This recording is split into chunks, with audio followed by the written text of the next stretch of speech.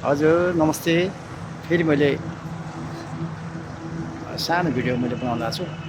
त्यो चाहिँ यो नवलपरासी पूर्वी नवलपरासीमा रहेको यो सिजी पार्क हो। यहाँ मैले सरसर्ती सर घुमेँ। त एउटा चाहिँ मलाई भन्न मन लाग्यो कि केही कुरोहरू जस्तै तपाईँहरूलाई पनि हजुरहरूले पनि यसमा केही मनन गर्नुभयो होला अहिलेसम्म। मैले छिटै यसमा ठिक छ यो प्राइभेट सेक्टर भयो र अर्को चाहिँ हाम्रो लुम्बिनी छ त ऐतिहासिक तत्त्व बोकेको हाम्रो लुम्बिनी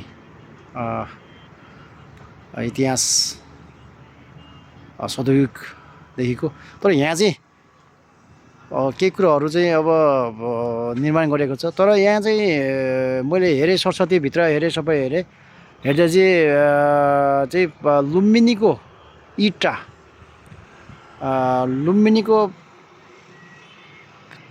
ऐतिहासिक त्यो इँटा कति लगभग 2500 वर्ष पहिला अगाडिको इँटा चाहिँ यो भित्र मैले देखेँ।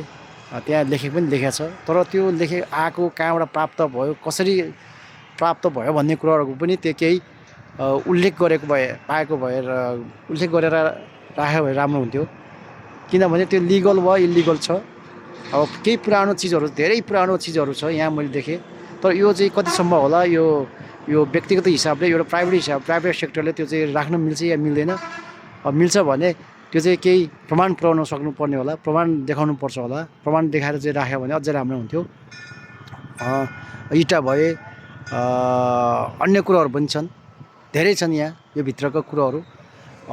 त्यो चाहिँ कसरी प्राप्त भयो। अब जब कि एउटा इँटा त्यहाँबाट चाहिँ चोरी भयो, त्यहाँबाट लग्यो, कसैले लग्यो भने त्यसले चाहिँ कानुन सम्पत्तिले कारबाही हुने प्रावधान छ। तर त्यो चाहिँ यहाँ कसरी आयो, यो भित्र सिजी यो पार्कभित्र चाहिँ कसरी आयो त। यो सङ्ग्रहालय छ राख्नुभएको छ उहाँले, राम्रो हो त्यो। विभिन्न किसिमका झल्काउने इतिहासदेखि लिएर चाहिँ कुराहरू छ। तर यो कुराहरूमा पनि अलिकति चासोको विषय रह्यो। यो सम्बन्धी चासोको विषय रहेको छ। नमस्ते।